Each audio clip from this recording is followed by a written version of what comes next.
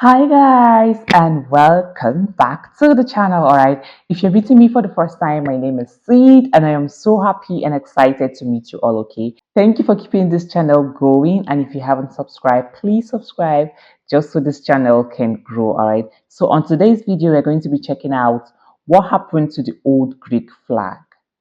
Okay, what happened to it? What happened?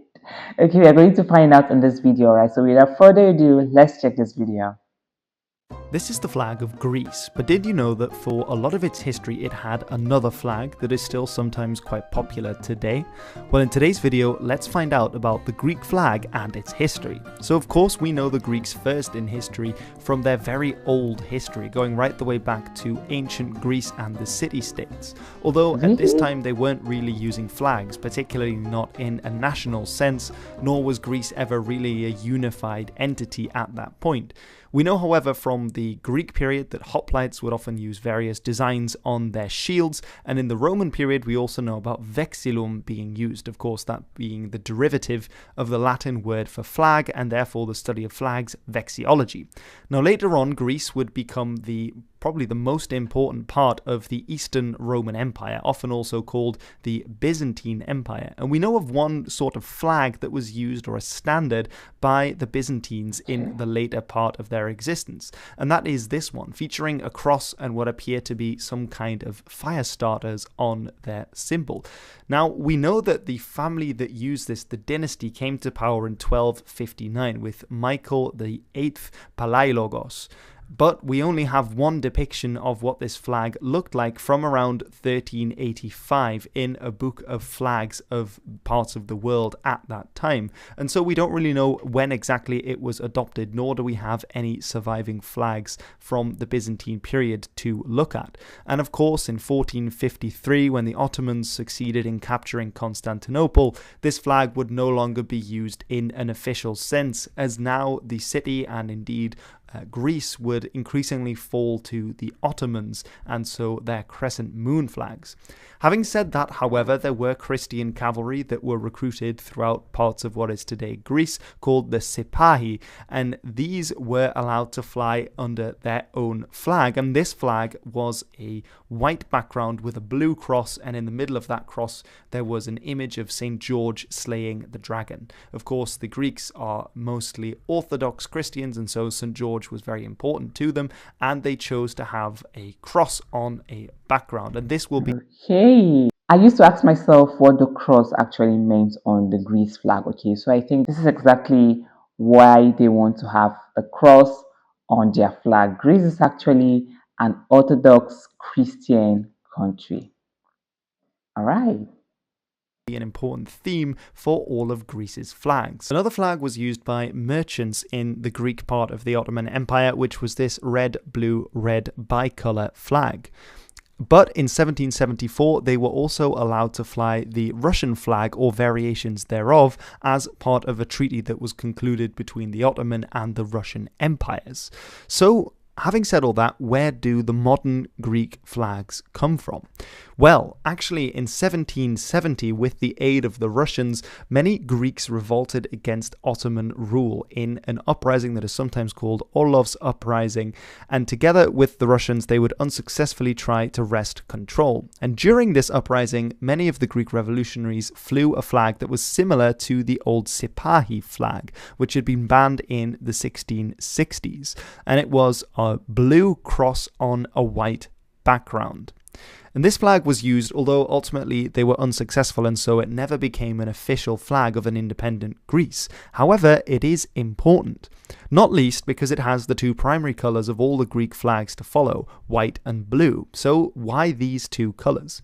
Well, there have been a lot of theories about why these colours represent Greece, and none of them are particularly convincing on their own, and there isn't really a definitive answer to give. One of the ideas behind these two colours being used is that they were used on the shield of Achilles, an old hero from the Greek heroic age, who's famous from the stories of Troy, for instance, that he always had white and blue on his shield. Another is that these were colours associated with the goddess Athena, who would of course give her name to the city of Athens. More Recently in history, there have been attempts to claim it as colours used by Alexander on his famous expeditions into Persia, although of course he is Macedonian rather than Greek, but this doesn't seem to have stopped the idea. And finally, some people say that, well, white and blue is simply the blue of the sky and the white of the waves, or the white of the cliffs of many of these Greek islands, and therefore they're logical colours because they appear in the natural surroundings of Greece. So really, you can make up your own mind about what you think is more likely. In any case, these colours would be very important to the Greeks. And in 1807, just a few years after some of those other failed uprisings against the Ottomans, there was once again talk of rebellion in Greece. And several of the leaders came together and created a new flag that could be used by the rebels. And that was this one. So instead of a blue cross on a white background, we here see a white cross on a blue background. So these two colours being very important once again. Now, this flag, as well as several other variations of white crosses on blue backgrounds, blue crosses on white backgrounds, and a whole host of others, would be used during the Greek War of Independence, as there were several sort of free city-states and rebel groups all fighting in a loose coalition against Ottoman rule. Now, many of these flags, as you can see, were sort of similar to the ones that had come before, and many of them had hearts and organs and other things on them as well. But eventually it would be the Allied intervention of several major European powers that would swing the favour into the side of the Greeks, that they would be able to get their independence from the Ottomans. And as this was the case, many of the revolutionary councils in Greece decided that they should put a face on of being a unified front and not scaring away the European powers by having all these quite radical revolutionary groups and militias that had formed their armies. And so they thought, we need to have one clear flag to show that we are one united, unified, controlled state in the sense of the other European powers at the time. And in 1822, they chose this as their flag, the flag that had been designed back in 1807 for the purposes of an uprising against the Ottomans. And this became the national Greek flag. Why this one and not one of the others, again, is not really known. Perhaps it's one of the more logical designs. It's one of the simpler designs and looks a little similar to some of the Scandinavian flags that were being flown at the time. A cross is never a bad idea, particularly because they were very Orthodox Christian. And so they decided to go for this flag in the end. Now, they also had several other flags. One that was used by the Navy, for instance, or on the water, was different to the aforementioned one, which was used on land and by the army.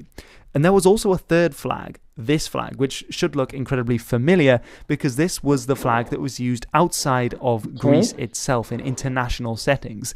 And it seems that this flag became very popular, even though it wasn't the official national flag of Greece inside the country. And we can see here in a photo from the 1870s that it was being used by prominent Greeks. Now, in 1832, this Greek republic became a kingdom when they got a king who was from Bavaria at that time, King Otto, who became the first king of Greece. And so to symbolize that there was now a kingdom in Greece, he added the Bavarian sort of crest and a crown into the flag. And a lot of the time at this time we see a sort of lighter variant of the blue, which was in favor. And this at the time was the naval ensign of the flag.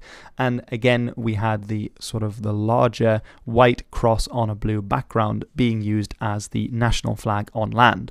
Now in 1863, there was a different line that became the kings in Greece, a different dynasty from Schleswig-Holstein, and so a young Danish man became the king in Greece. And so he decided to once again change the flag by adding a different crown into the center. This flag that was used, the crown being that of the royal family in Schleswig-Holstein, and so that was added to the Greek flag. Now in 1924, the kingdom in Greece was abolished and the Second Hellenic Republic was announced. And so, you might have guessed it, they decided to get rid of all the crowns in the flag because they were no longer a kingdom. However, in 1935, the king was restored, and so they added the crowns back.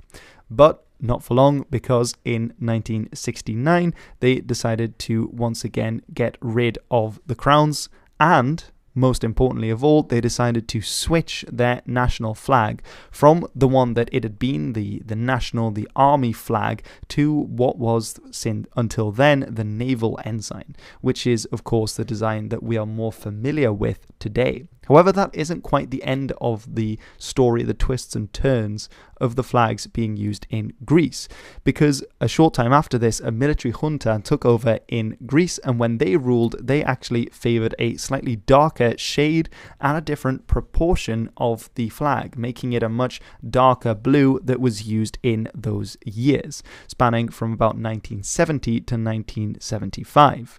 And this was then the national flag of Greece until they were removed from power in 1975, when they briefly went back to the old Greek flag, so this one, but 3 years later they decided to change it once again to the flag that they have kept since then, which is the modern Greek flag. And that is the end of the story of the two Greek flags and the many times that they have switched and flipped and changed colours. And who knows, maybe in the future they'll change it again. But for now, this has been the story of the flags that were used in Greece and why they were used and why they changed at various points. Okay, great. That was a very informative and educative video. Okay, Greece is actually an ancient country with ancient history. All right, we just saw the history of how many times they've changed their flags and what resulted to the current flag that they have right now. Okay, please let us know in the comment section if everything said in this video is actually true about the Greece flag. All right, the current flag is actually really beautiful. Okay, please share your thoughts and your opinion in the comment section. I'll be reading from all of you. Okay, thank you for watching and see you guys in my next one. Bye.